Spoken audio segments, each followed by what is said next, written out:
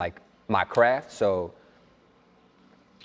photography and videography introduced me to so many people, and it put me in so many conversations that I wouldn't be in without it. You know, like, it sucks to say sometimes, but like, you know, I got invites to certain shit just off the strength of being the camera guy and being able to take those photos.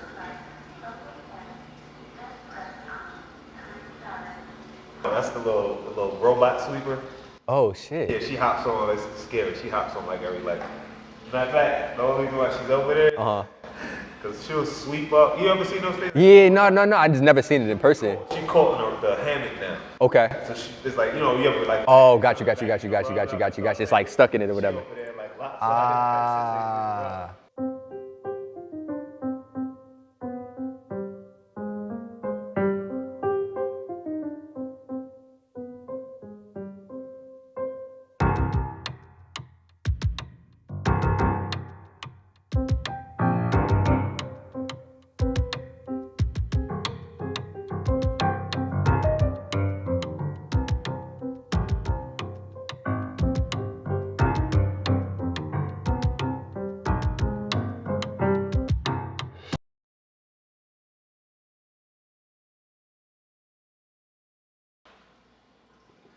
So my name is Rian Watkins, born and raised in Baltimore, Maryland. City raised me, man. City made me who I am today. Yeah. So am I supposed to keep talking? Like, I can keep talking about the city and like all that good shit too, or should I just leave it at that? You can leave it at that. Okay.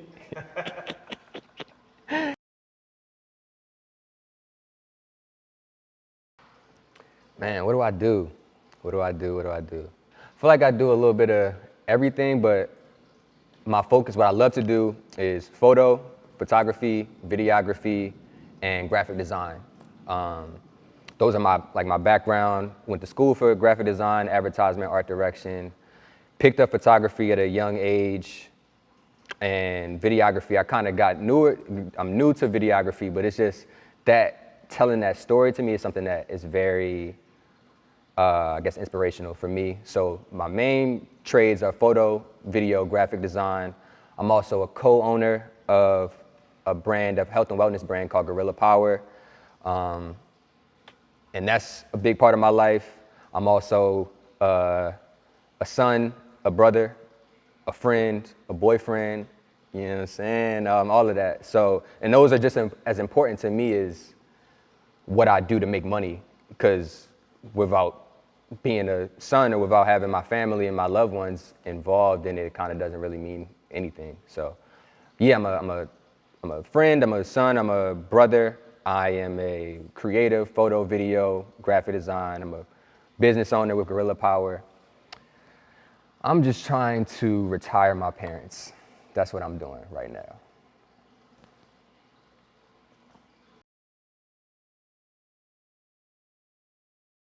Man.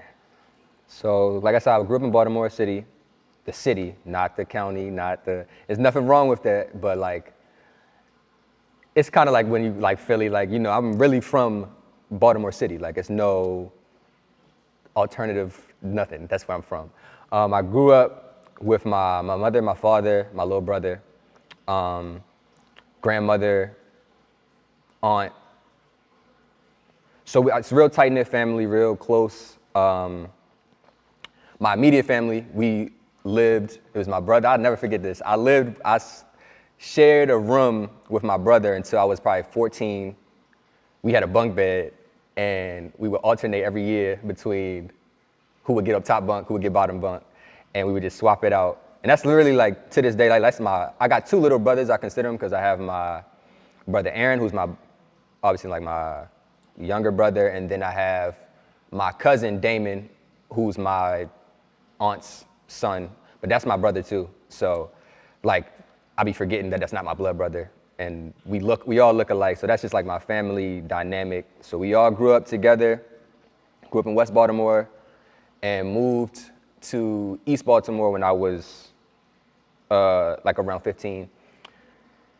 And growing up in the city is an interesting thing, because like art and stuff like that is cool now, for sure. Like, you know, it's embraced and I'm grateful for that. But at the time when I was growing up, it was not the case at all. I want to be clear. It was not. Like, it wasn't fly to be, it was hooping. If you was in hooping, I say like basketball, football, like any sport, if you was doing that, you was the man.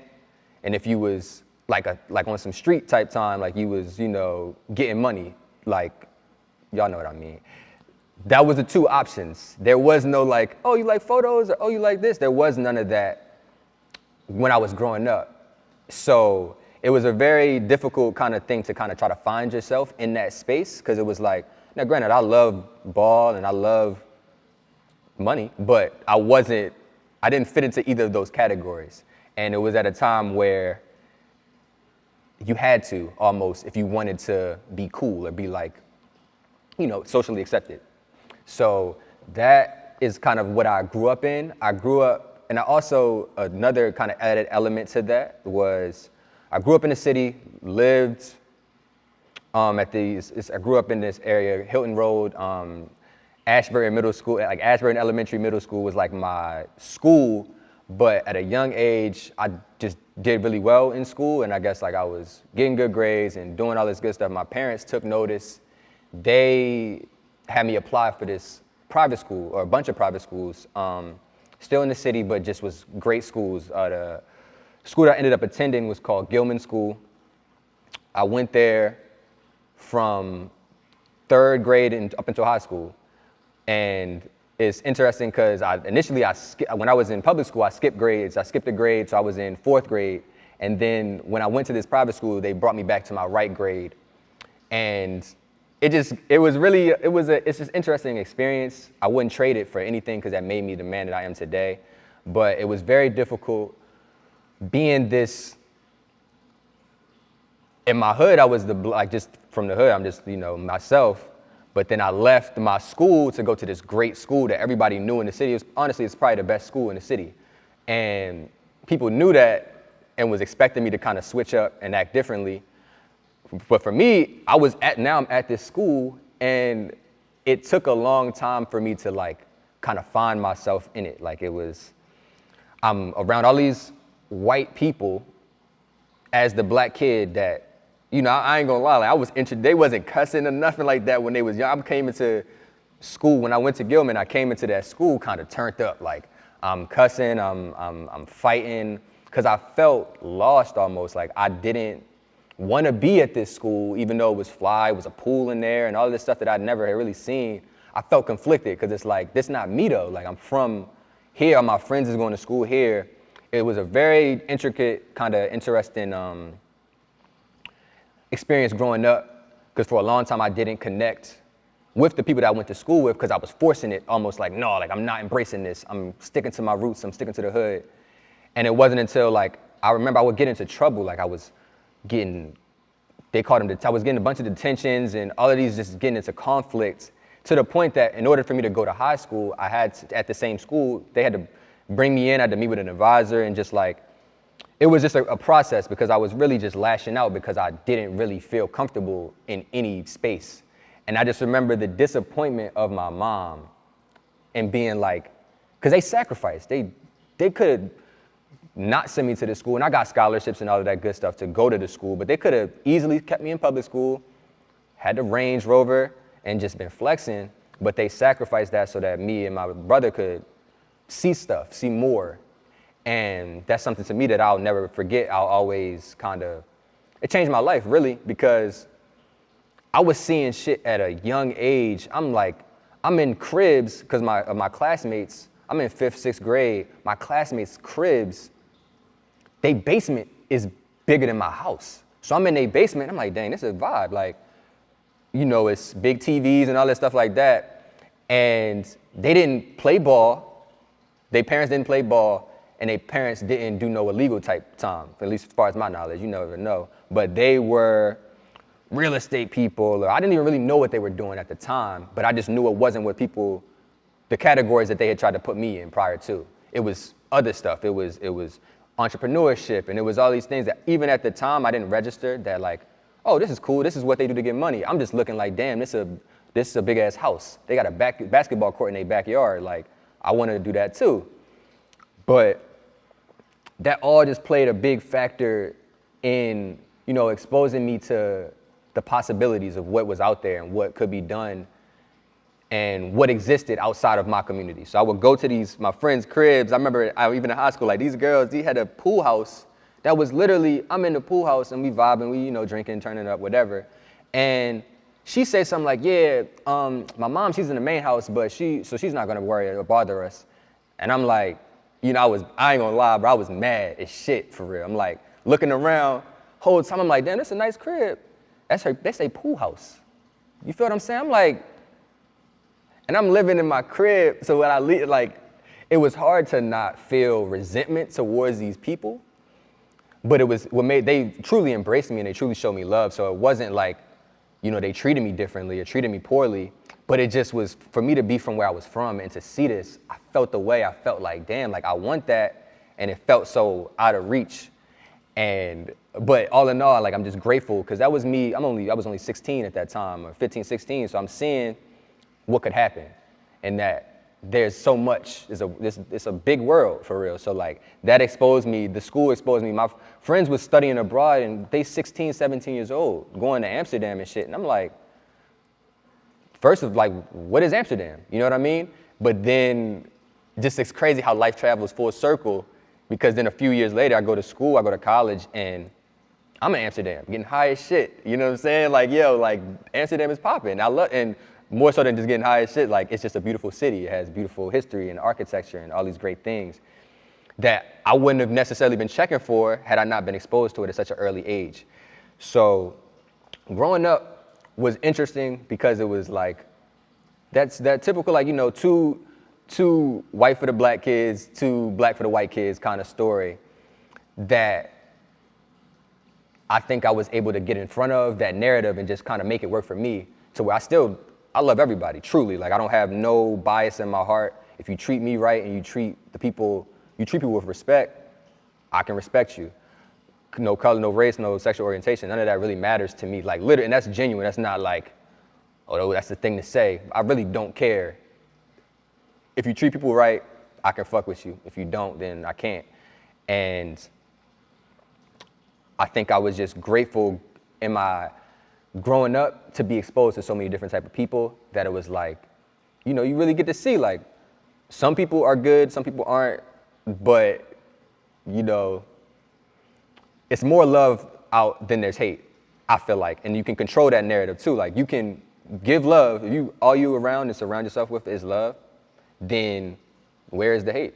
It's not around you, so it doesn't exist. It only exists once you like kind of allow it into your like energy, into your like your vibration. Once you allow it in, then you can give it out, and then it's all fucked. So yeah, I mean, I guess it started with family, and that's where I'm from, and that's kind of like what I grew up around, was just like a mashing of worlds that all kind of came together to just make me see the world the way I see it. Like, I see the hood side, because that's literally where I'm from. I see the world, because that's where I've been able to dip my feet in a little bit into the world. I've been able to see some of the wealth that exists in the world. So I got a wide range of like things that I've been able to see. It's just been a blessing. Like, I came from the bottom. I'm kind of like, I feel like everybody feels different, but I'm not in the bottom no more. I know I'm not at the top. I don't even know if I'm in the middle per se, but I just know the potential. And I think that is very beneficial, and I think that it's underrated in the grand scheme of things, because people often talk about, oh, like, why didn't they just do this or do that? There's so many things you could do. You got to see that in order to understand that there's opportunity. Otherwise, you just going off of what's around you and what you can see. So until people have those opportunities to really see all the possibilities and all the different jobs and different places and different kind of options that there are, of course you're going to do the same thing. Why would you do something different if you don't even know that something different exists, you know? So I've been blessed to kind of see a lot and have had the freedom to kind of make my own decisions as to what it is that I wanted to pursue. So that's kind of I guess, some background on like where I kind of grew up, how I grew up, all that good stuff.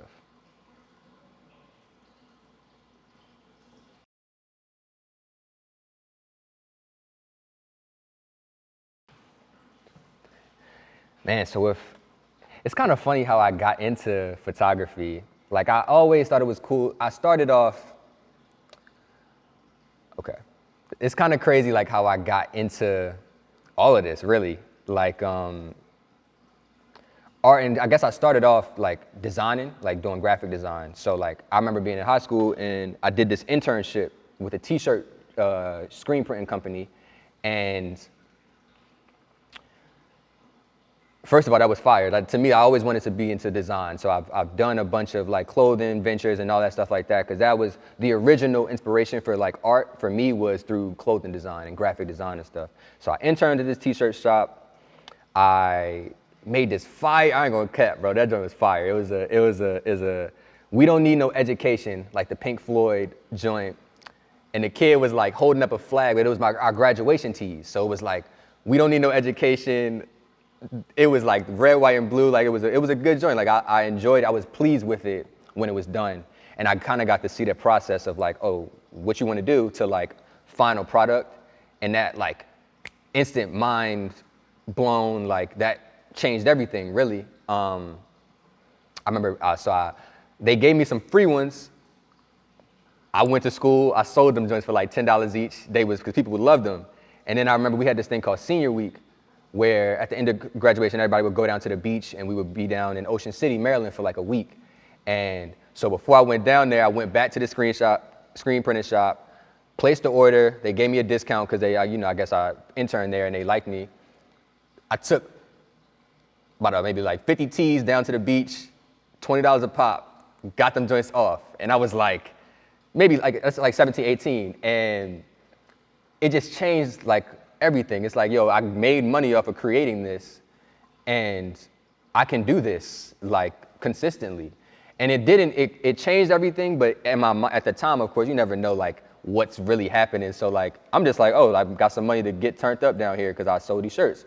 But in reflection, that was when it all changed. And it was all like, I can make money for something that I do, like creatively, that I don't have to punch a clock to necessarily do. It's more so, I had this idea, I made the moves to kind of make it happen. That was major, that was huge. So I go to school, I leave Baltimore, I go to New York. I go to St. John's, is where I started off my education, my college education. And I always wanted to be in New York City as a youngin', so now I'm here. And it's nothing but inspiration. It's nothing but fly shit and the best clothes, the best looking women, the best looking, all of that. So now I'm just in the belly of the beast with a girlfriend, an ex-girlfriend of mine. She actually gave me like a real nutty like digital camera. It was like a little point and shoot, but she didn't have to do that. You know what I mean? She could have gave me nothing. She could have just kept giving me some pussy. I'd have been cool. But like, she gave me the camera and I would just be running around snapping, blah, blah, blah. I guess that's where it like kind of started. Because the pictures, when I look back at them, they were not good at all. They were just like, I had no direction. I was just literally taking pictures of stuff that I thought would look cool. But as I kind of just kept playing around with it, one thing I didn't do was just like let it sit. I took that camera and I would take it with me everywhere and I would like just take pictures of stuff that was interesting to me. And so that was like the foundation of the photography. But my little brother will never let me live this down. He got a camera for Christmas one year. Like after I got the little bag camera, I want to say maybe the next year he got a camera for Christmas. And we go to the park out by our crib, we taking pictures, and I'm looking at these joints and I'm like, bro, like his was a good one. It was like a Fujifilm, something like digital, and it was fire though. And I'm like looking at these pictures that I took of him and that he took of me, and I'm like, just how clear they were. And like, I was like, yo, I need this. And so that kind of was the next level of photography for me, was seeing portraits of people and seeing like, kind of like, you capturing that moment in time, like, and being able to see that, and that was instant gratification for me. And so from there, the photography kind of just picked up. I went back to school, went back to New York, Somebody reached out for me to do some fashion photography, like for like a blog. They gave me a camera to use, and I would just kind of run around and take pictures of people in the city. So that was fun. That was like a big getting over that fear, because I'm not like a introvert per se, but I'm definitely not the, hey, what's up with you, bro? Like, blah, blah, blah. I'm not extroverted like that. So that was a big part in just kind of stepping out, being comfortable asking people, can I take your picture? Stuff like just kind of breaking through those initial walls. That all took place in New York. And you can't really, there's no time to be shy in New York City. Like, you on or you off, like you jump in or jump out type of thing. So that's where it all kind of started. Left New York, came to Philly. That's where I would say it became professional. It became like, I'm getting money to do this. Like, I'm doing these events, and you know, they paying me 150 or however much it was, I was getting paid for it. And it was like, this can be something big. And from there, you know, and I didn't even have my own equipment. I was renting it from Temple. Like, I would rent the camera, go do a gig, get the money, get a camera back, like repeat that cycle until I eventually just bought my own stuff. And so, you know, that's kind of the journey to how I got into the photography. And now I'm in a space where it's all about voices. Like, I just want to give people a voice to talk about whatever it is that they want to do. Like, you know, environmental portraits are huge for me right now. Like, kind of I love catching artists doing their art.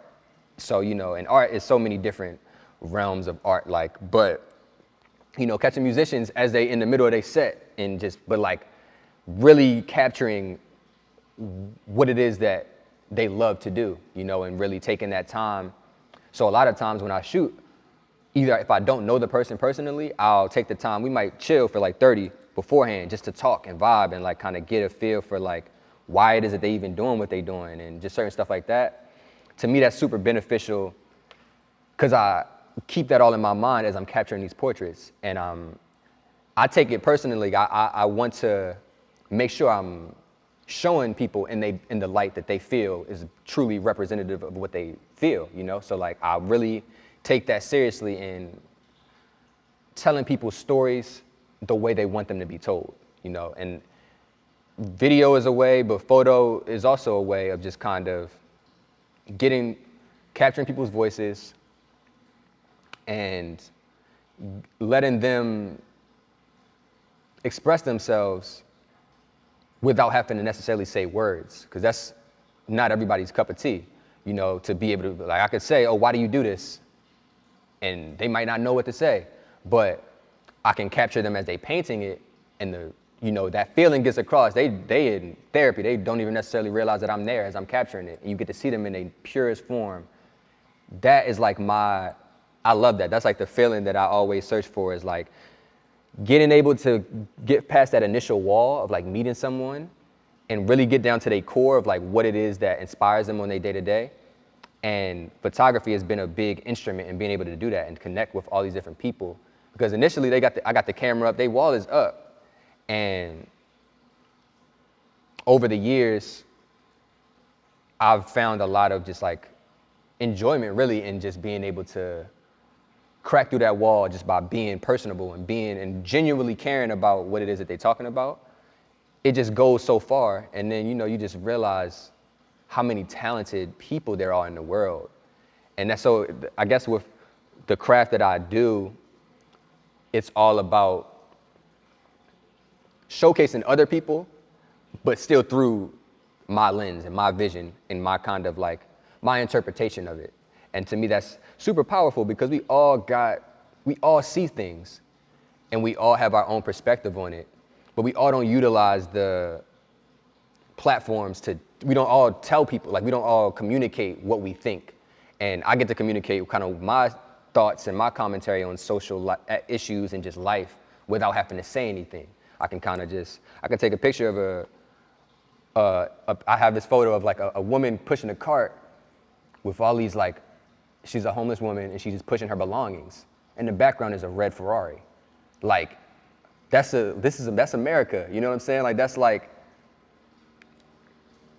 I don't have to say nothing about that per se. You can just look at it and kind of it'll make you think and it'll make you feel something. And that is where I'm at with photography and with visual arts in general, is like really trying to get to feeling. Like I want people to feel stuff from my work, because it's a saturated market of just like kind of creatives, and that's not a bad thing. That's great. That's like people are creating and people are, I always felt that's weird, like how people try to downplay or like make people feel bad for like, oh man, everybody's a photographer now. Everybody's like, yeah, everybody wants to use their voice. Like, what's the problem? Like, you know what I mean? And I think that I'm grateful to be in a space to use my voice, and everything that I do now, I just want people to feel something from it, because it's easy to just scroll and double tap because it's aesthetically pleasing,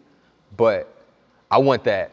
You scrolling, you double tap, and you like, wait, and then you look back, and then you look, and you actually actively look, and you actually think, and even if it's for 5 seconds, 10 seconds, that's what I'm aiming to do with really everything that I do. Is like, I want you to feel it, and I want you to move differently from it, be better, or if nothing else, just think a little bit more, like be a little bit more patient with people by just kind of being empathetic to it. A buddy of mine says like, I'm super patient. And the truth is, I just take time to like think of how what I'm doing is affecting that person, and then think of how what they're doing is affecting me. And I feel like if everybody just takes that time to like really analyze like what I'm doing or how I'm saying something is affecting the next person, everybody would be patient, because it's just literally taking time to like process something before you act. That's what patience is just like, taking your time. But to get back to what we was talking about, I just want people to feel, really. Like with everything that I do, I want people to feel in genuine emotions and not just like surface level scrolling and shit.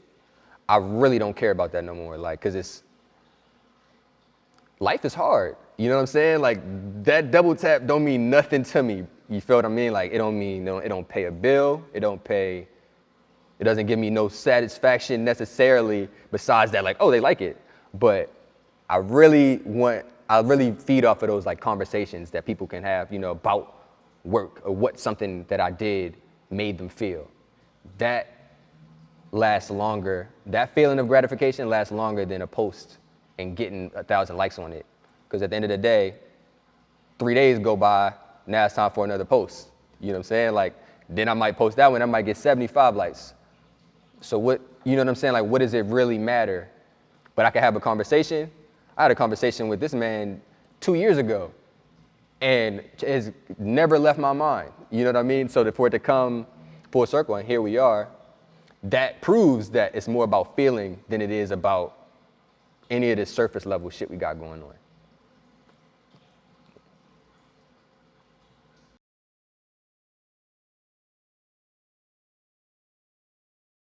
In video, we met, it's 2 years, or however many years, that shit is.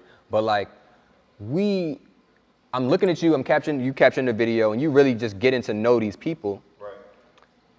That shit inspired me. I went home, I'm in Baltimore, like I just was filming, I'm just asking my parents questions about like, or my family about like family. And it made me like, it didn't turn into nothing huge production wise, but it just like video, like, I'm asking like, I'm talking to my grandmother, asking her like the importance of family and what, her background story, like, and I'm videotaping that, right?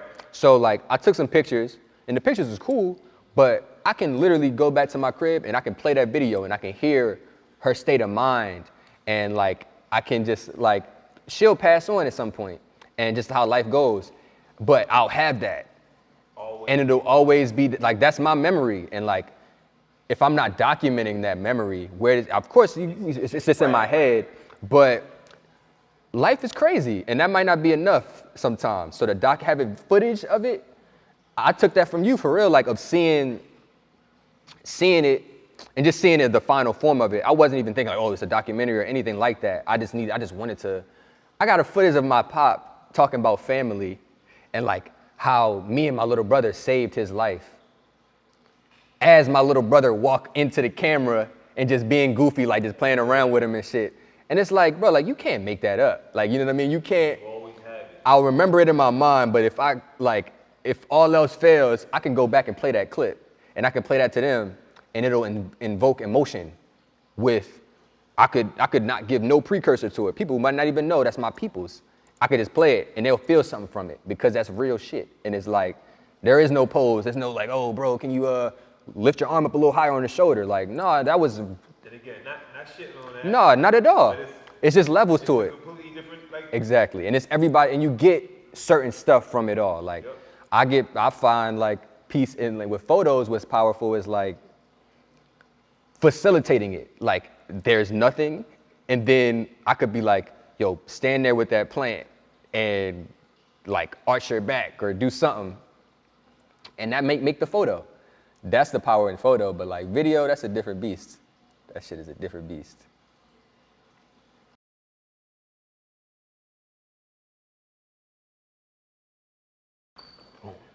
So it's like certain stuff for me that without them, I wouldn't, be where I am today, and like who I am today is more important than where I am. And B, I wouldn't appreciate life as much as I do. Like it's funny, as a youngin', I said this to my mom, how I didn't want to grow up to be like 50 or 60. I wanted to be done, like I said it, and she, like, I never understood when I was younger. I said it to her, and she was like livid, like, Ryan, don't ever say no shit like that again. What do you mean? But I was like, I don't want to live to like past maybe like 40 or something. I don't want to get to that old, nasty looking age where everybody like looking nutty and like old and shit. I seen my grandmom, she went through dementia, and it really bothered me. And so I was just on that type time. But then as I got older, you just get certain stuff that it makes you appreciate life more. And it's like, now it's so crazy. I really want to be an old head. Like, I want to be the fly old head with some grandkids and like all of that, but I didn't starting out. And the two things for me that kind of changed everything in my life was camera and like my craft. So photography and videography introduced me to so many people, and it put me in so many conversations that I wouldn't be in without it. Like, it sucks to say sometimes, but like, I got invites to certain shit just off the strength of being the camera guy and being able to take those photos.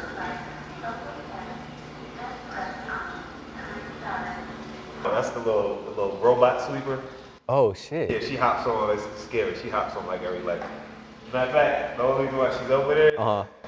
Cause she'll sweep up. You ever seen those things? Yeah, no. I just never seen it in person. She caught in the hammock now. Okay. So it's like, you ever like. Oh, got you. It's like stuck in it or whatever. Over there, like, that's fire though. All right, cool. But yeah, I was saying, yeah, this joint got me. Like it is to be you get invited as the camera guy, and you like, oh, bro, can you come slide, take these pictures, and blah, blah, blah. And a lot of times, now I'm a little bit more selective, but at a younger age, I'm like, I'm with it. Where I need to be, where I'm at, I'm with it. And still, I try to maintain that energy as best I can, but life is different now. Niggas got bills and all that stuff like that, so you gotta kind of pick and choose. But even still, this camera has gotten me into rooms with people that are millionaires, and has gotten me into rooms with people that are changing the world, you know what I mean? And to me, that's more important even than the millionaire component, because it's like they have the resources to make the change, but more importantly, they have the desire, the intent to make the change. That's huge, because so many people have the resources but without the intent, so that's why nothing changes. But to be in rooms with people that really can change this stuff, but then they really want to change it, my camera has played a major role in me even being able to do that type of stuff. So like when I'm going through it and I'm like in a bad space, I think to my camera and I think to the experiences that I've been able to create because of my camera. And that, I would say, is definitely a major tool in shaping who I've grown into, has been discovering this camera, discovering that power of that voice and that media and that medium of photography and videography. And then secondly, the biggest thing for me has been travel, like my passport. My nigga, I can't stress to you enough, like I'm from Baltimore City. Damn near enough said, but like I'm from Baltimore City, and that I've been all over the world. I've been, and not all over the world, like and that's not no like flex per se, but to see some of these things that I've seen after growing up where I grew up. You know, like I said, I grew up, I shared a bed with my brother until I was 14 years old. We lived in a house with my grandmother, so it was my grandmom's crib, and we lived with her. So like, at one point, I'm in Italy, looking over the Mediterranean Sea. I'm on the Amalfi Coast. You feel what I'm saying? Like, what? My passport got that stamp still. You know what I mean? And it's a constant reminder to me, like, bro, you're really not where you start. It doesn't matter where you start. It's really, you can take it anywhere. And those phrases that we hear when we're younger, like, oh, you can do anything, and like, you know, just treat people how you want to be treated. These like basic phrases really are the foundation to like life almost, like, but that you, not where you start, it doesn't matter where you start, it matters where you finish. Like I'm a prime example of that. Like I spent months, I lived in London multiple times now at this stage. You know, I've gotten to go to Paris, I've gotten to go to Italy, Amsterdam, Belgium, all these places that weren't even on my radar. Like I wasn't even thinking of as a possibility really, that now are a part of my life and a part of my experiences, you know. And even more important or more powerful than my Europe experience has been, like, I went to Jamaica this summer, and I got to do some volunteer work with some kids, and I kind of got to combine both my tools, both my camera and my passport, because it was like, you know, I'm traveling, and I'm there, I'm hired to capture content and capture what it was a 2-week program at a school in Jamaica, you know, where we ran like a summer camp for the kids. And it was such a humbling experience, because Europe is always like, oh, Eiffel Tower and all these different things, and that's cool. Jamaica was like, everybody was black and brown. Everybody looked like me. And it wasn't fly all the time. Like, it was beautiful just because of, you know, the island, the beaches, and just the people, the energy was beautiful. But it was, we riding past, and these homes, half of them don't have doors, no front or back door, it's just open. Or like, kids is walking up the roads, up the hill to get to the school, and they don't even got shoes on. And that's not to keep that narrative of like, oh, they just all struggling, we all struggling. It's just a different way of life. They don't care for that type of stuff. I remember, like, we at camp, and some of the volunteers was like complaining about how the Wi-Fi at where we were staying at had ran out. And it just hit me. I'm like, yo, like, Wi-Fi? These little kids is literally walking here in like some shorts and they bare feet just to come to camp and have a good time. And they don't come to camp. You wouldn't know that. You wouldn't necessarily think. They come to camp with energy and like love, pure love and excitement to just learn. And niggas is talking about Wi-Fi. It just kind of put so much into perspective for me, especially with them looking like us and looking like me, looking like just black and black as hell. Like, it just was a powerful experience to see them in that space and to also be able to be in that space as a teacher. And, you know, they was so excited about, oh, teacher, can I hold the camera? And like, I'm watching them take pictures, and just in this short period of me being there, their pictures got better. I'm telling them little small stuff and like, you know, move a little closer, or like, I don't know, do something crazy, make a crazy pose, like, and just seeing their photos get better, seeing their knowledge of it getting better to where they now teaching their peers about the simple stuff that I just taught them. And getting able to see that was a huge spark for me. And that just happened this year, where it's just like, yo, like, all of this doesn't matter if you can't tell somebody, if you can't explain it to somebody that has no clue what you're talking about. Like if you can't communicate to someone that doesn't have your background and doesn't have your experience, if you can't communicate what you're trying to get across, it's a moot point because nobody comes from what you come from. Whether that's a bad situation or a good situation, everybody comes from a different place. So you got to be able to communicate it across a wide spectrum of people. And for me, my passport and being able to travel, and then my camera and just being able to document my travel as well, they kind of go hand in hand, but those have been like the two biggest things in my life that kind of shaped me and helped me get through when it's not sweet. It's kind of like knowing, I was at that camp for 2 weeks. I'm like, I'm hot and shit. Mosquitoes is going crazy, you know, and by the time, and I ain't gonna lie, by the time my 2 weeks was up, I'm like, yo, I ain't gonna lie, baby. I'm trying to get back to the States and get get a lot, but to get back to the States. And it's just crazy that it clicked on me as I was even in the airplane. I'm like, yo, I'm leaving now. This is their reality. That's their day-to-day. That's their, it was one day where the water supply shut down up there. And so we had to leave camp early. They had to go back home and all that stuff like that. And in the instant moment, I'm like, yeah, that's a bet. Done a little hour early, go back to the crib, smoke a little something, play the beach. Then as I'm on my way there, I'm just like, bro, you really, that's a weird space. You weird for that. Cause I'm a visitor in their life at that space. And that's their everyday, that's their day to day. And they don't even have a bad attitude about that's their day to day. And I found myself forming a bad attitude about it, and I was only there for 2 weeks.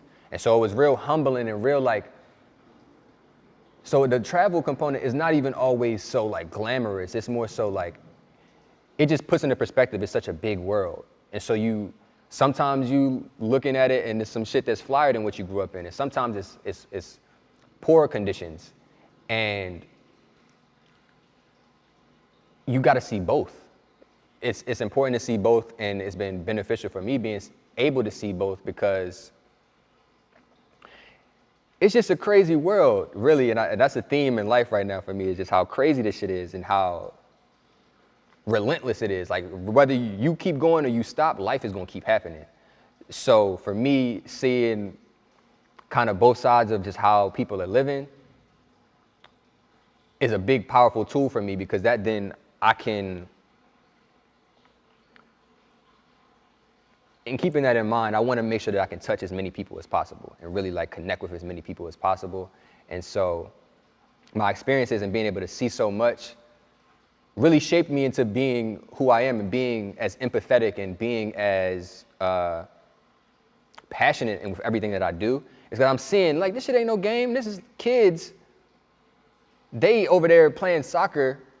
Before we brought the soccer balls out, they was playing soccer with like an old plastic bottle and shit. Having it up though, like not like, man, I wish I had a soccer. They don't care. They just have what they have and they make the most of what they had. And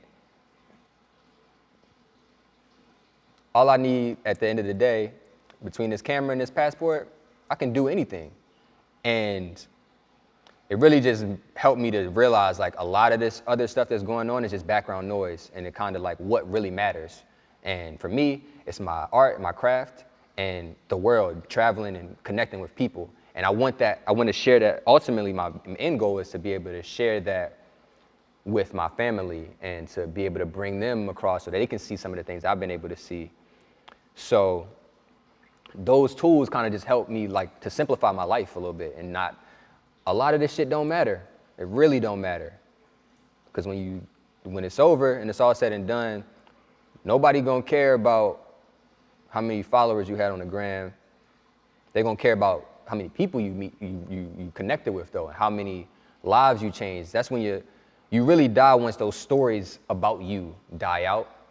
And so if you don't connect with people and all you care about is your appearance or whatever, you might have 100,000 followers or whatever, but when your time comes up, nobody got nothing to say about you because they don't know you. They just know you took some fly pics and you had some nice outfits and shit. I'm trying to connect, like, whether it's, I could connect, because I can connect with a 5-year-old child now, and me at 27, if I connect with them and I make an impact, they'll remember me and they'll tell their stories about Mr. Rian years after I'm gone. Nobody thinking about me per se, but my connection with that student, him or her, like, resonates and carries on. So you really die once the last person has a story about you. And I'm trying to live my life to have as many people have something to say about me in a positive light as possible. I just want to keep connecting with people and keep building that up to where I'll never die. Like, niggas talking about Michael Jackson to this day. Michael been gone. There's people that's been gone. That people talk about Harriet Tubman to this day. Michael Jackson died maybe 10 years ago, however long ago it was. Nobody even know what Harriet Tubman really looked like. But her sacrifices and what she did, her story, people got stories like that's historic. She'll never die. She's a martyr and she'll never die. Martyrs don't die. And with that being said, that's been a big goal for me, is just to touch as many people as possible so that I can live forever.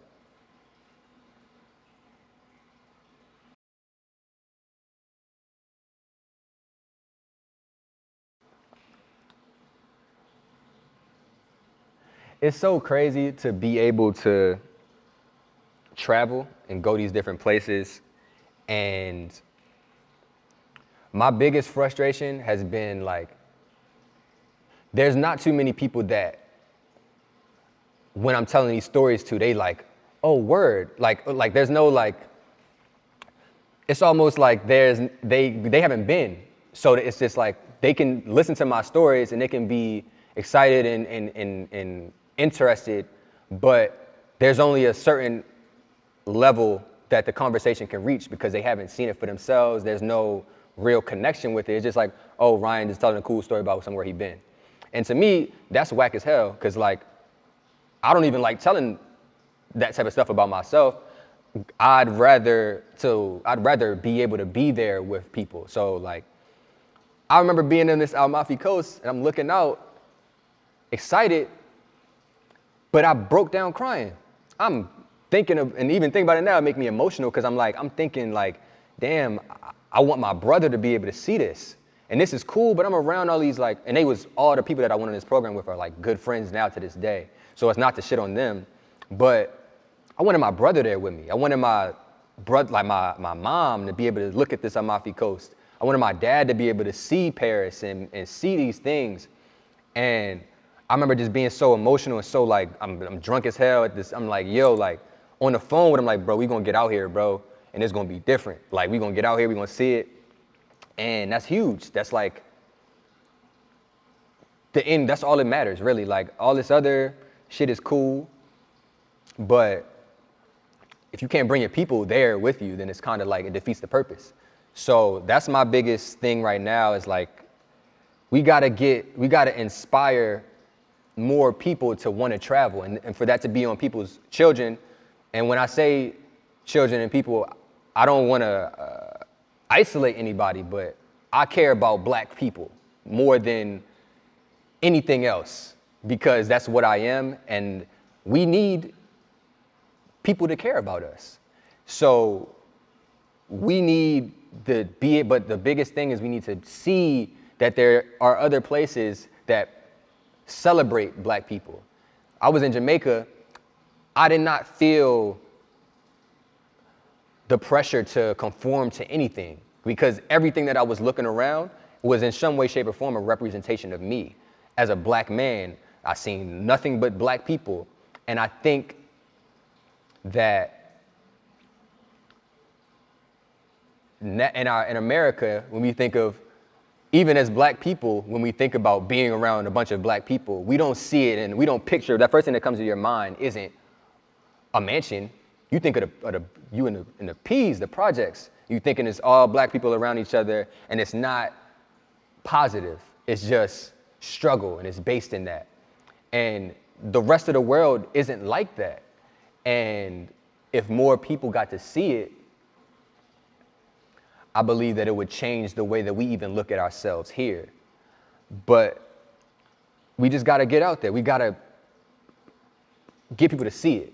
The main thing, I remember I took, that's a big part of the blessing of being able to document it. I took a bunch of photos. I came back and I was teaching like some elementary kids. I was teaching a photography class. And I remember just printing out all of these photos and making sure to bring out my book and show them photo by photo and talk to them the stories, tell them the experiences that I had. I was like, this is Paris. This is Belgium. They loved me over in Belgium. They loved us there. Like, there is no, you don't have to feed into that narrative of like, oh, like, they don't like us over there or nothing like that. When I tell you I went to Paris and I had that in my mind that it was like this rude place where everyone was just snobby and all of this stuff. I got off the plane. I didn't speak a lick of French. After catching my cab to closer to where I was staying, people could sense my uncertainty and they literally just greeted me with nothing like, hey, like they speak English. A lot of people speak English. Hey, you look lost. Where are you trying to go? And I was so taken aback because all I had been taught prior to that was that they were rude and that they were going to be unfriendly. The complete opposite was the case. And my point in that is the only way you really know is if you see for yourself and you see for yourself. You can anybody can tell you something and you keep that in your mind and you just assume that to be law. But then you miss out on so much because you just assumed or you took that and you didn't explore for yourself. And to me, that's the significance of black people and people of color having passports. Get it, it's $100. Even if you don't, you can be ready because you never know. That's the worst thing is now a trip come up and they'll cover you. I got you, bro. I'm getting money, I got you. We leaving next week though. So that's gonna be cool. Now it's not cool for you because you don't have a passport. You never know, like life has a way of blessing you. And I believe it to be God. God blesses you in ways that you can't prepare for all the times. So you gotta be ready so that you can jump on, like be ready, have your passport. Why not? It's $100 for it. It take like maybe 2 weeks or something to get it. Now you got a passport to where you can go anywhere and there's no limitation on it. You may not have the money yet to go on that trip, but I know you got $100 because you just went out last weekend and you blew it. So I know you got it. Go somewhere. Just go. It don't got to be nothing crazy. Jamaica wasn't a crazy expense or nothing like that. But you just got to take the leap of faith and just got to do it. Because otherwise, you'll be looking and it's just so much you're missing out on. It's such a big world that you'll genuinely miss out on because you're not pushing yourself. I remember, I think I heard an interview or something like where it was like, I knew I was doing the right thing because I never felt comfortable. And that's the realest thing. It's easy. If you're comfortable in your life right now, like granted, it's good to feel financially comfortable and to be able to breathe. I'm not saying to push yourself to where you outside of what you need to function, but pushing yourself out of those comfort zones, you'll expand yourself. That's how you get better. Otherwise, you just live like, it's cool that you built your life up and you're comfortable in it, but you won't expand from that. You'll just live that life and that'll be your life for 30, however many, 40 years. Is that how you want to do it? To me, I feel like that's limiting because there's so much more you can do by just staying on your tippy toes and staying like one step out of your comfort zone at all times. You'll expand so much more, you'll learn so much more, you'll meet so many more people just by being, just pushing yourself. I was at my crib last night and I was a little hot up and I'm like, man, am I about to come and do this joint? Could have thought of any reason to not do it. I woke up, I'm tired. Maybe I want to go do something else. It's a Sunday. It's a nice little Sunday. I got to go to work tomorrow. But I'm keeping in mind, like, my comfort zone and stepping out of that. Like, it's easy to say, no, man, I'm cool. I'm going to just chill today.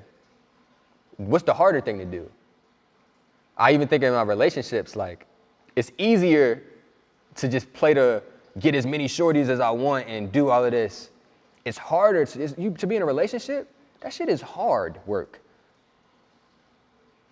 I'm gonna push myself because I know what it's all. You can always get a job or you can always be single and have fun. Can you push yourself to maintain a relationship and communicate when shit is not sweet? Can you push yourself to go travel to that place that you don't know nothing about and thrive there? Because then you get to impress yourself like, yo, I can literally go here and be okay. You learn more and more about yourself as you push. You gotta keep pushing. If you don't push, you just doing everything you do right now, nothing will change. You'll continue to live the life you live in, and if you're cool with that, you're cool with that. I'm not cool with that, and I never will be, because that shit is boring as hell. Like, I can't fathom it. And I think in our community, we have been taught to survive for so long. We look up and we don't realize we've been surviving in this motherfucker. It's billionaires that are black, millionaires that are black. We've been surviving to where we push the envelope so far, we don't like look around at the progress we've made. There's so much progress, like all of these, like, oh, the white man world, I'm not even trying to hear that no more because there's ways around it to maneuver through it. And granted, it's still oppression. That's not me downplaying racism or none of that because it exists. But what was our grandparents talking about in the 60s? That's when it was really oppression. That was like, nigga, it's a dog on your ass and water is on you. You know what I mean? It's not like that no more. We got the benefit of they gotta hide and do it. So take advantage of that. You gotta hide and be racist. I'm gonna do all my shit out in the front. You can hide and be racist if you want, but I'm gonna still live my life. Because there's no reason not to. Our peoples grew up at a time where they could literally throw you on a tree just off the strength of you being black. That's not a thing no more. So what's your excuse? It's no excuse. Like, sure, they might have gave it to the other person, like another position or another opportunity because, oh, they're white and whatever. That's fine. But there's more opportunities. There's no excuses. Because it's niggas is getting money. So what's your excuse? Like, what you about to do? You gonna play that whole woe is me life? Or you going suck it up and get to it? And I say that not being dismissive of the issues that we face. A lot of it is systematic and a lot of it is ingrained in our society. But I just find hope in it that we've broken the cycles already. People are breaking the cycles every day. There's more and more entrepreneurs every day. So it's possible to do anything. It's possible for you to travel. Noir is black owned. And that's all they do is travel and create a platform for people to learn more about these different places so what's your excuse? There is no excuse. These people are black and they are putting on for black people. My Haiti Travels is another travel kind of company where they bring people to Haiti and they provide experiences and so you gonna miss out on that because you don't got your passport? That's silly. Passport $100. Passport $100.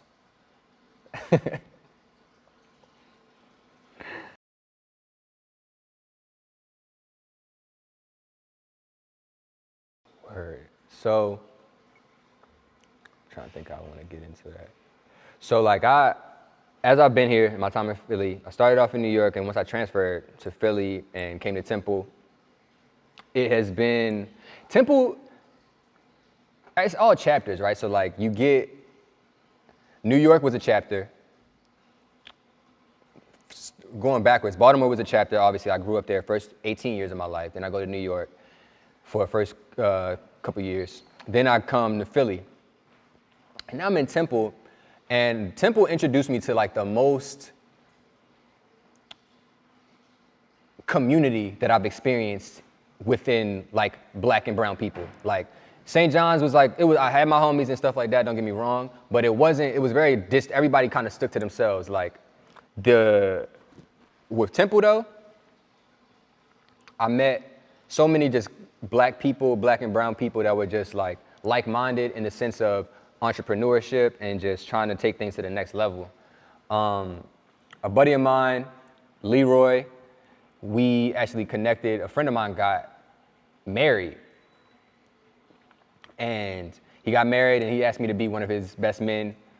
He asked me to be one of his groomsmen, and then my partner, Leroy, was another groomsman in the wedding.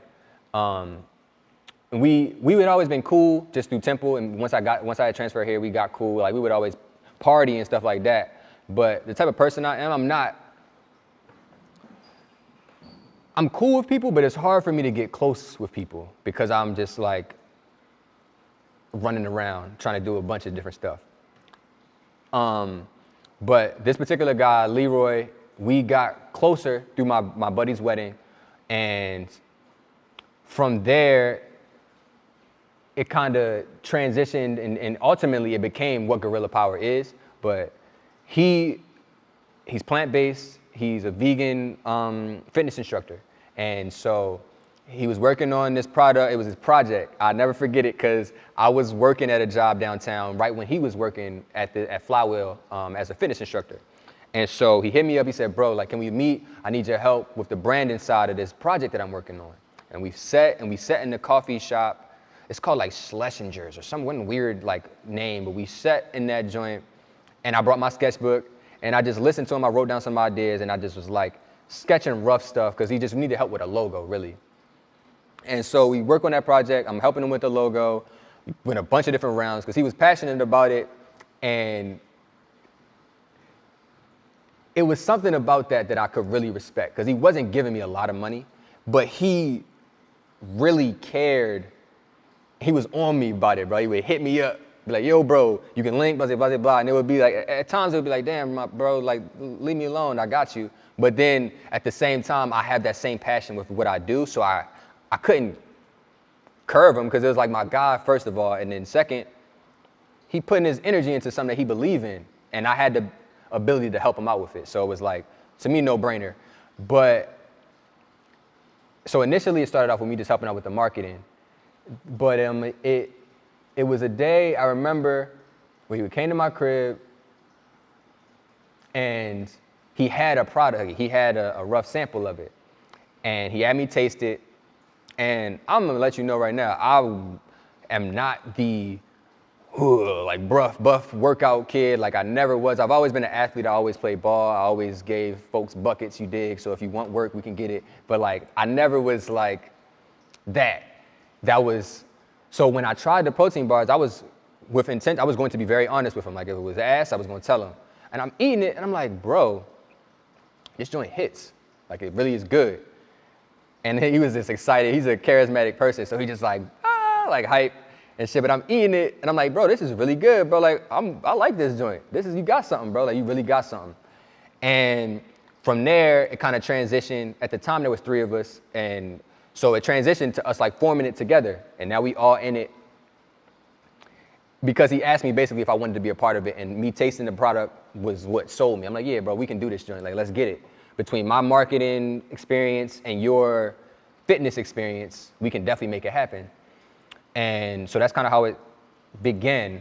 We would meet in my crib, in my basement, at least probably twice a week, just mapping out, because initially we just wanted to build it as a resource. We didn't want to come in and kind of be like, yo, buy this.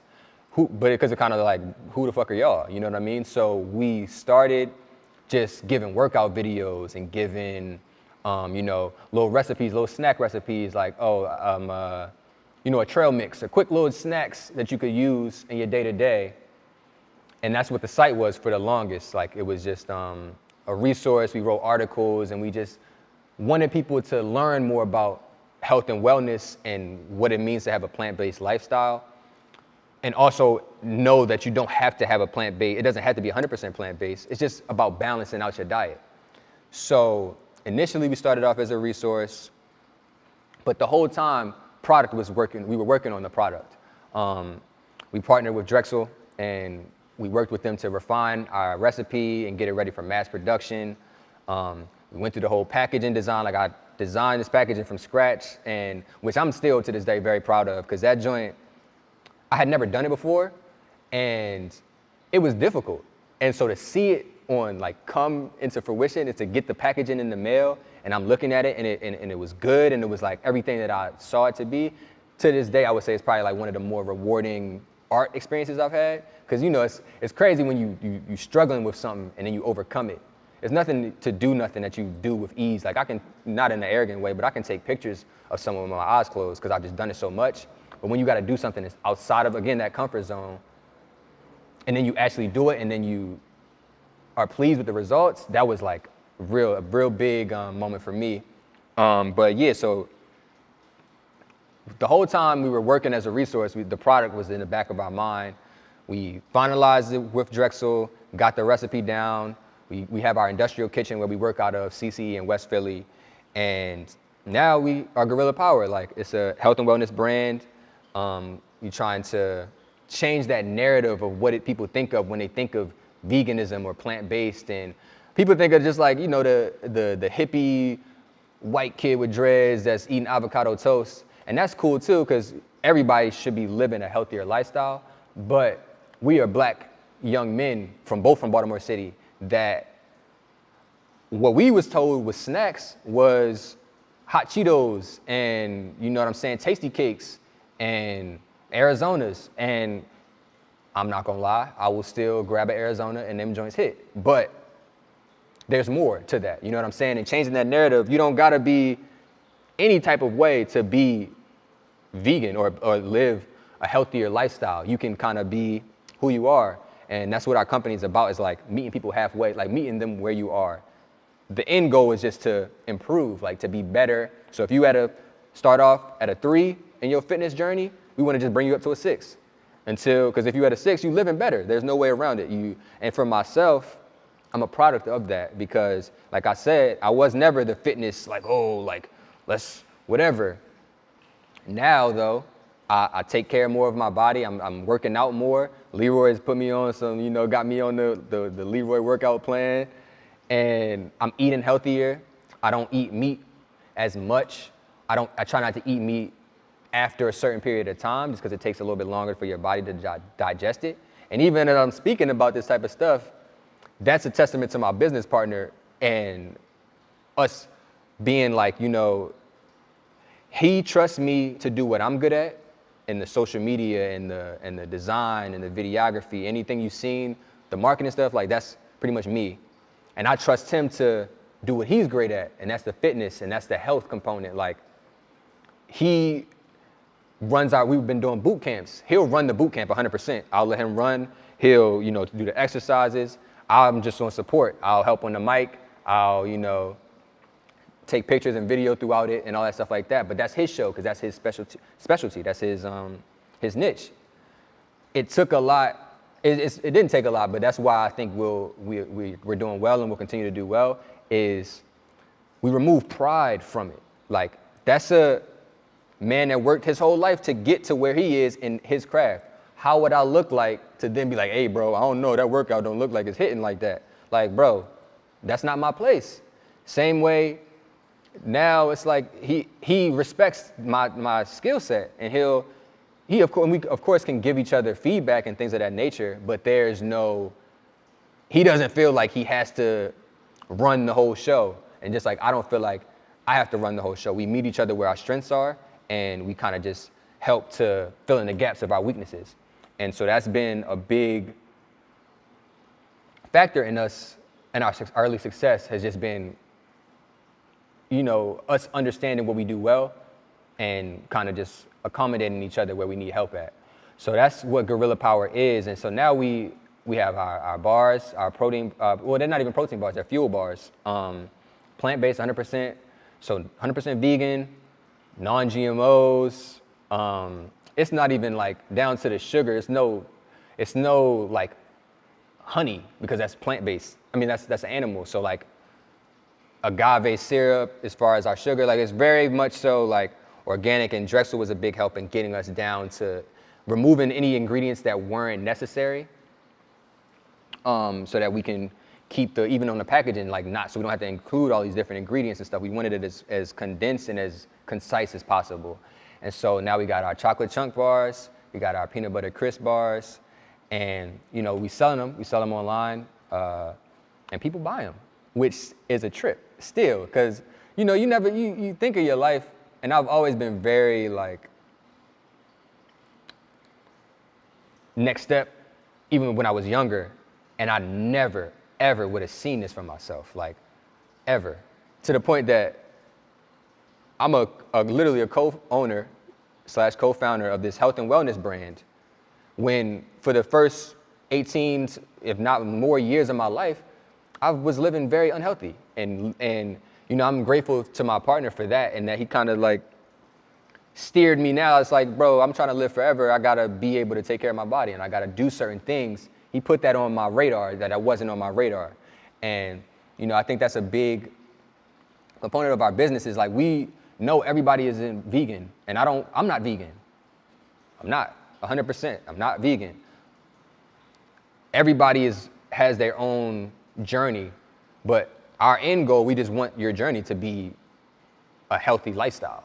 So that means different things for different people, but what it all means is you should go to www.gorilla-power.com and buy them bars, you dig? But all jokes aside, like, it's not about being, oh, I haven't eaten meat in 6 years. Like, that's cool, because people do have that philosophy, but then they still may not be living in the healthiest way, because they might have another vice, or they don't breathe. We put in breathing exercises and yoga poses, and it's a wide range of content, but it's all geared towards like just making you a better person, making you a more healthy person in diet and thought, you know. So I'm proud of it, truthfully. Like, I'm proud of where we are now. I'm proud of where we're gonna take it, because we work hard on these, like, we work hard, and it's something that I'm proud that we stuck at it, because we definitely have had a bunch of, you know, just obstacles that we've had to overcome thus far, and we still a pretty new brand, but I'm just proud of us, because it's tangible. Like, I'll be in my crib, and I've got a bar, you know what I mean? And I eat it, and that joint hits, and that means something to me, and I think ultimately that's why people rock with us, is because we very raw. Like, I'm not gonna sit up here and pretend that I'm Bill Gates and I understand all the ins and outs of business, but we got a good product. We put a lot of time and effort into how we present our product. We put a lot of time and effort into providing the resources for people to learn more about our product, and more importantly, learn more about taking care of yourself and taking care of your body. And as Black and brown people, we get to control that narrative a little bit more and get to talk to kids. We did a football camp back home in Baltimore. We brought some bars to the camp and just had kids eating them. And it was a blessing to see kids just eating them, and not, because kids, you know how kids is, they not rocking. So if they throw that joint out, they didn't do that. They was eating them and really enjoying them, which was a big point. But then they got to see it was us passing these joints out. Like, I got my hat on backwards, and like I got on my joggers. Like, I'm very much so them. I'm an extension of them. And for them to get to experience the product, like the product, and then get to see who created this product. It's not some old white guy. These is 2 Black men from your city that put this together, and you can do the exact same thing, if not better. You know what I mean? And to me, that has been the most rewarding part of it. Has been like that people like it, which is always cool, but more importantly, like, we get to kind of really make our mark and really kind of help kids see the different levels and how far you can take something. Like, it really started from a sketch to now we got manufacturers that we got to contact to get packaging delivered, and just there's just so much into it. But like, it's been a blast, because it's just been learning, and it's again, relating back to that comfort zone, this is something I would have never been doing.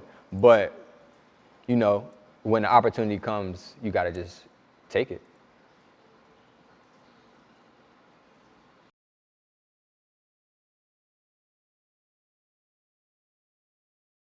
Mode properly, like did a bunch of video and all that stuff like that. And this is the second one? This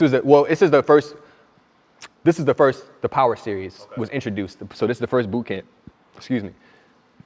And I remember being nervous, and then people just started pulling up. And I'm just looking, I'm like, okay.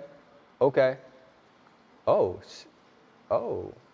Now I look up, there's 25 people here. Right. And it was crazy because we got a last second push because Philly Mag did like a what's poppin' this weekend kind of write up on us. And bro, so we started seeing people. I'd never seen these people a day in my life. You know what I'm saying? Like I'm looking, and Leroy hadn't either, a lot of us. So it was like now we getting strangers to come through. And it's just, God just meets you where you need to be at a lot of times. Cause like, if that boot camp didn't go well, I think it would have been discouraging to where we might have refocused or did something different. But we needed that one to go well, and that was the one that got the most turnout.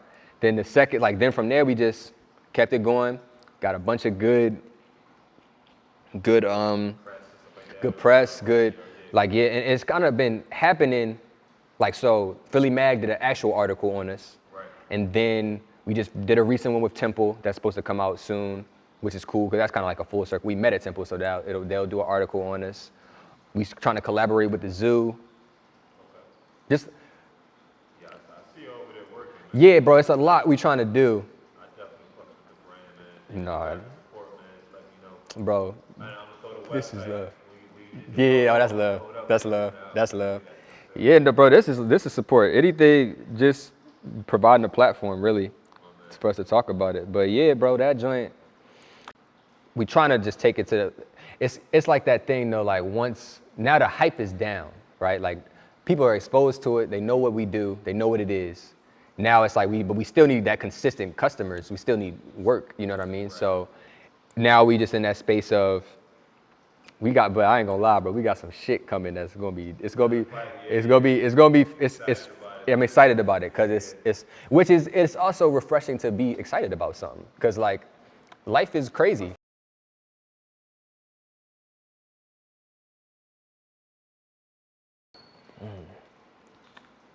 Inspiration really like all around, but if I had to pick, I would say my brothers inspire me every day because it keeps me, and when I say my brothers, I mean my little brothers, Aaron and Damon in particular, just because everything I'm doing, I think like, is it something that they can look up to, or is it something that that they would think is fly? Because they're younger, so it's like, if they think it's fly, it's really fly, because that's really that's just how the world works. So I always think of them in the back of my mind as I'm even creating, and it helps kind of stimulate my creativity sometimes, is trying to think through their perspective almost. But my brothers, my friends inspire me every day because they just be doing fly ass shit. Like, I feel like the more, as I'm getting older and I just look at my network of friends and we got the X-Caps, I got homies in all over the world, like pursuing their careers. I got musician friends, professional athlete friends. Like, it's a big network of people that are all doing things that inspire them. And that alone inspires me because I get to kind of witness, sometimes from a distance, sometimes up close. Like I interviewed, I captured some content for a buddy of mine that's in the NFL. And first he told me we're just going on a radio show. It turns out it is a radio show. Then we going on WBAL, which is like our news channel. And he's on the news, like doing something crazy. And I'm just like, bro, like, that's inspiring as hell. We was young, trying to get girls and stuff, like little weird stuff like that. Now I'm on WBAL TV, videotaping you answering questions on live television. Like, so to me, like, that's inspiring. And lastly, I would say I don't know how to word it all the way, but like the hard times to me are very inspirational to me. Like right now, I ain't gonna cap. Like I'm in a space where it's like I'm pushing through some stuff, and I feel more creative or inspired than ever, because it's easy to kind of get complacent when things are going good, but when it's tough and it's rough, you gotta be on your toes. Like you gotta be sharp. And I find I do a lot of my best work, or come up with a lot of my best thoughts, or have a lot of my best conversations in a space when on paper things aren't good, you know? So like I try to find, I guess like the light in the darkness. That's where I thrive the most creatively, is like in spaces when it's kind of just like, to the outside looking in, it's bad. And sometimes on the inside looking out, it's bad. But it's just something about kind of picking yourself up has always like been inspiring for me, because it's just like, whether I'm doing it myself or I'm seeing someone else do it, is very like, you know, like, all right, like I can be having my own type of day, but if I can see somebody that's doing worse and they like still thugging, bro, that sparks my shit crazy, because it's just like, at the end of the day, like I said previously, and my mom gave me this crazy insight that like, if you let a man can sit in the middle of the street and you pass him by every day, life is gonna keep happening whether you put effort out into it or you just kind of like sink back and let it happen to you. Either way, it's gonna go on. So like, you gotta take more control in deciding how things unfold.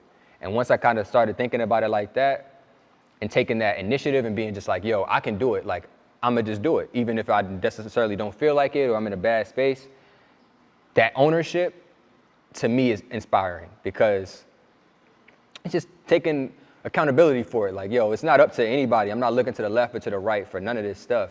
It's up to me to kind of make what I need happen. And that outlook and seeing people that move that way is inspiring to me. That was kind of all over the place, but I don't know.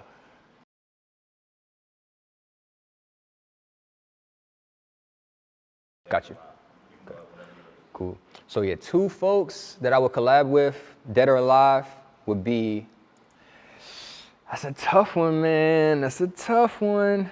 I would say, strictly off of like photography, it's a guy that he actually just recently passed a couple years ago, Bill Cunningham. Big street photographer / like fashion photographer in New York. Old head, will always be on a bike, and like his work was so raw. And again, how I spoke on like wanting to be able to connect with people to break down that wall that exists sometimes with photography. He was like a true wizard at that. Like he had a way of capturing these portraits of folks, and it just looked so like, it looked like they mom and they pop took the picture. That's how comfortable they were with like the poses and just everything. So Bill Cunningham, who was just a wizard at it, and if I could have my dream collab, I would either have him take some pictures of me. I would either have him take some pictures of me, or like we team up. I would just want to see him shoot. I just want to just collaborate, be in the same kind of space with him. Bill Cunningham is a legend, or a legend still to this day, even in passing. Second person I would say is Jimi Hendrix. Jimi Hendrix, I'm not gonna lie, like just from the music to the style to the culture that he kind of represented, is like one of those creatives that I just wanted to like, I wish I could just be in a room with him, vibe with him, smoke something with him, like pick his brain a little bit, because he was so talented. He was gone before he was supposed to be. And I just think, yeah, I would learn a lot. And even if I didn't learn nothing, I could just say, like, bro, I was with Jimmy. And like the music is just, to this, it's crazy, bro, because I'll listen to a song like Manic Depression now, and it just still connects. It still hits the same way it was when I first heard it, the same way I'm sure it hits for my old heads that heard it 30 years ago, you know? And so to me, that's a true testament to like creativity, true testament to who he was to still invoke that emotion from people so long after he passed. So yeah, my 2 collabs would be Jimi Hendrix. He could probably be on the guitar. I might start giving bars. You never know. You dig. So, but yeah, Jimmy and Bill Cunningham was a true artist, like a true legend with the photos. So those would be my 2 dream collabs.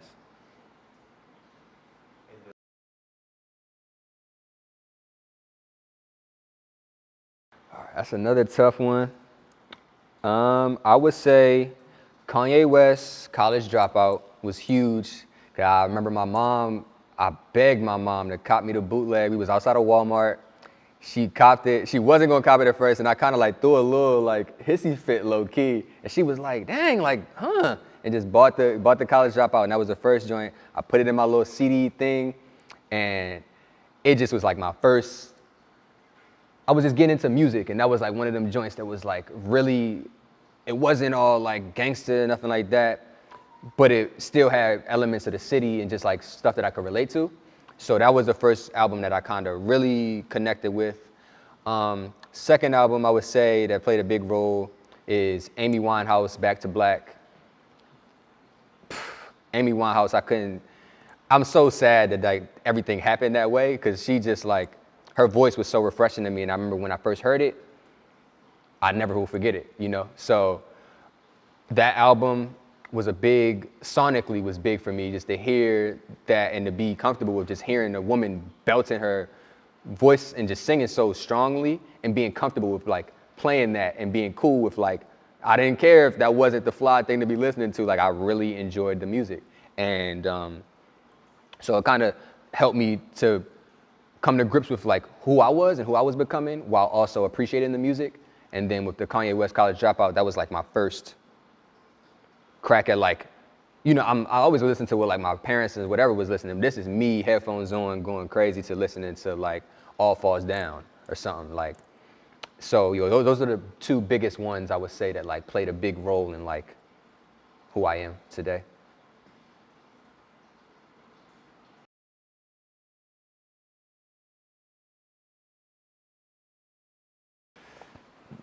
Movies. I ain't gonna lie, that's just easy. Lion King is my favorite joint. I remember being a youngin', I can watch that as a youngin', and it had an impact. Then I even got older, and still, when Mufasa dies, I'll shed a little tear, you know what I mean? So Lion King is the top one. The other 2 would be The Truman Show, which is a show with Jim Carrey, and my hood classic is Paid in Full. I love Paid in Full. That's like anytime it's on, I'm watching it. I probably could give it to you almost word for word, but Paid in Full is definitely like my hood classic. Truman Show is like a mainstream kind of classic, and then Lion King is just like my all time.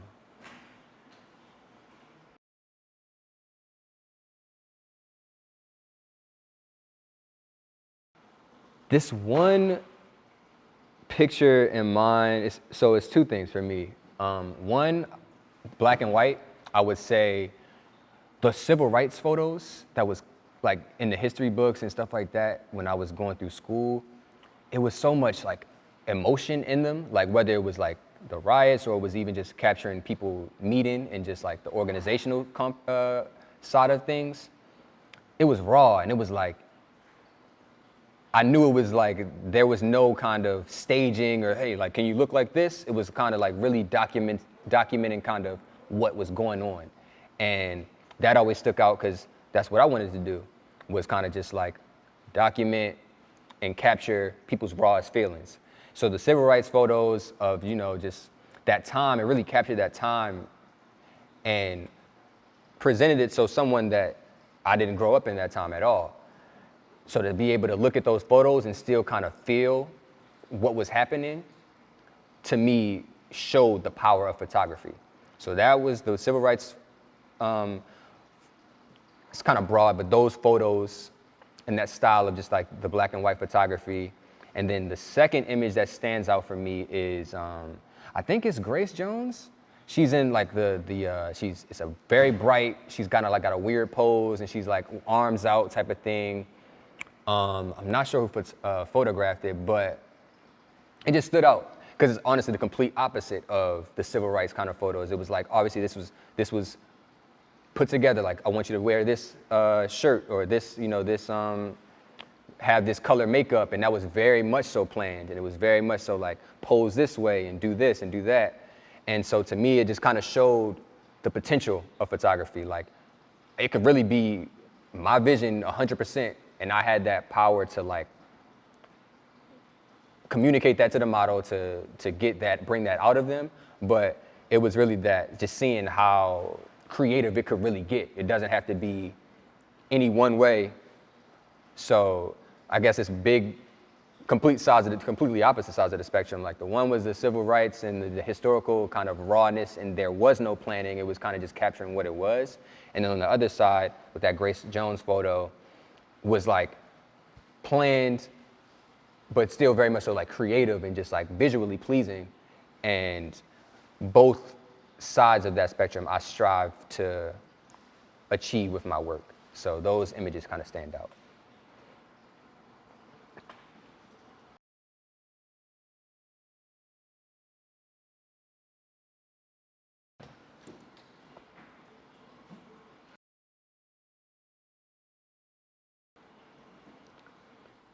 Life. And I say life because that has been my life for the last 9 to 10 years. Just been taking images, trying to get better at it, comparing myself to others, critiquing myself. My life, I would say, revolves around photography first.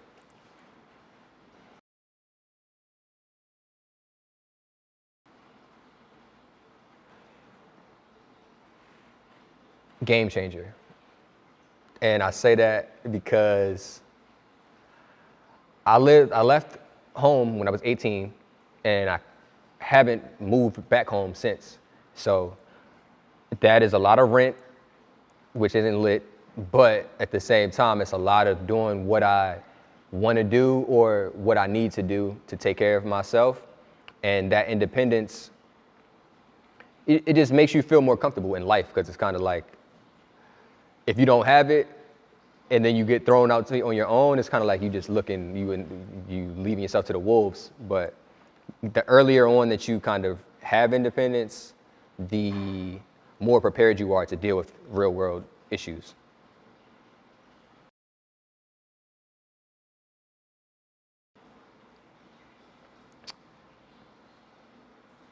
Whew. Ugly. And I'll say ugly because I feel like the current media is ugly. I don't feel nothing like mass media is ugly. Like all we see is nasty shit, people dying, and it's a certain narrative that comes with mass media. And I say it's ugly because I don't think it's accurate. I don't think life is ugly, but I think the media presents life to be this way. And that's my biggest gripe or frustration with media, is that it's painting a picture that's not really realistic. Like the picture isn't this bad. It's not this ugly. It's fucked up, but it's not that bad. But media tends to sensationalize things in order to, get the views and get what they need to get from it. So it paints this life that we live in a worse light than what it really is.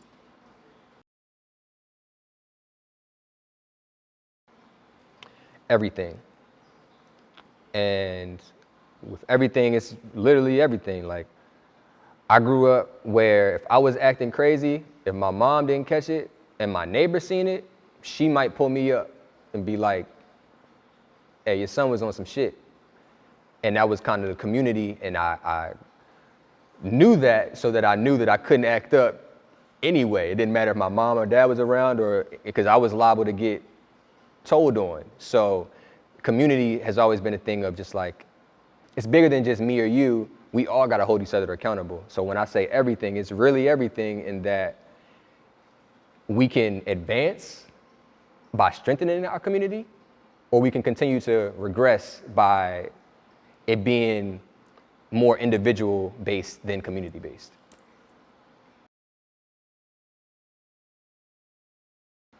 Immortality, that's me.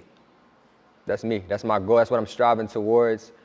I want my name to ring bells, and not in the sense of, oh, he's awesome, but like I really want to have made my mark and make impact with people on every level, like the ground level all the way up to the major corporations. But I could care less if I don't reach that, if I can make a strong base on this ground level of really connecting with these people.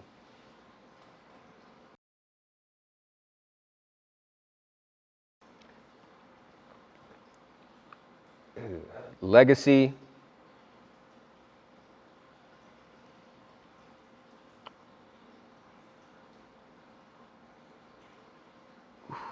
I'll say journey.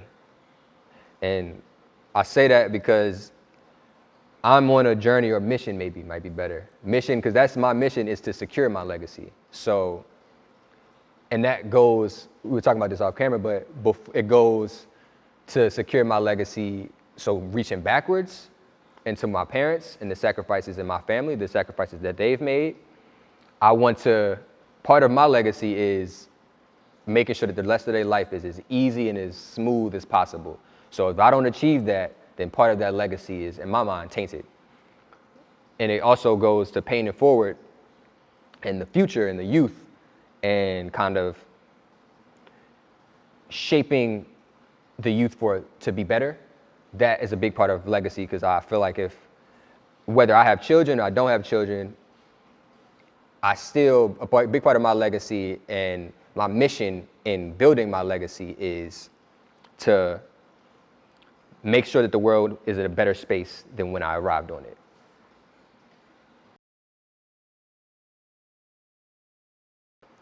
Rian.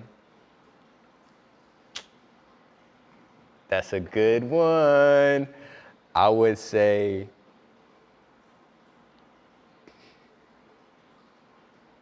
damn, that was a good joint. Rian, I would say, what comes to mind when I think of myself?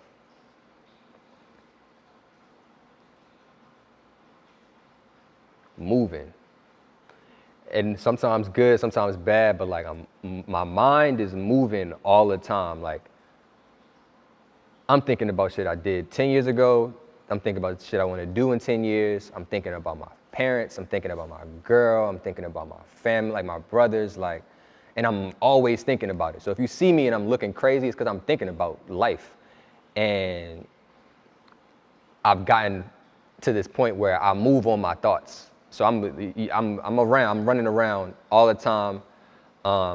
And I want that to continue to be my, like, when you think of Rian, just know he moving. Like, that don't always mean I'm moving the right way, but I'm still moving. I'm still constantly working to figure it out. So you're not gonna see Rian stagnant. You're gonna see him moving. It might be forward, it might be backwards, but it's moving. I like that. Yeah, I like that one. Yeah, Rian, moving.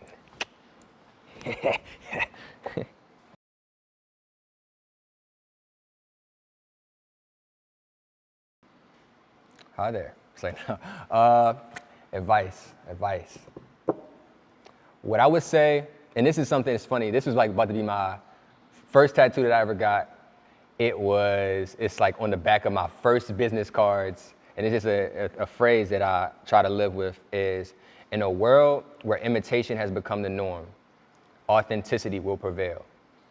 And what that means, you can take it however you want to take it, but for me, it just means like staying as true to self as possible in a world that's constantly kind of trying to make you be something else. Like, ads are trying to make you be this kind of person or that type of person. And it's easy, especially in our social media world, to just be like, I'm gonna do this, I'm gonna be this, like, and it's not you per se. And then so what happens is you kind of end up spreading yourself so thin that you really, when you look in the mirror, you don't really know who you are. And my advice or my And it's something that I try to follow. I have to follow myself too. Like, yo, is this really me, or is this like something that I seen that I like? I have to just be be true to my core self and be constantly questioning myself. And so, and not in a critical way, but just I challenge everyone to be self-aware, because then you're really your most valuable is once you really understand yourself fully and you are understanding of what it is to be authentic to yourself. So that's what I would say is, I guess my piece is, in a world where imitation has become the norm, authenticity will always prevail, because it's true. Like, it shines through. You can tell somebody that's real versus somebody that's putting up a facade. You can sense it instantly. Sometimes you might not even be able to put it into words. It's just a feeling you get, like, oh, I like that person, or oh, I'm not really feeling that. Because you can sense like what's real and what's not real. So my challenge for myself and to everyone else is just to continue to find what it is to be your true self and always stick to that. Don't waver in times when it may be more convenient to be something else. Stick to being who you are, because ultimately you'll look back on your life, you'll respect yourself more, and people ultimately will respect you more because you stayed true to yourself, as opposed to kind of like trying to be something that you're really not. You dig? Yeah, I think that's what I'm gonna say.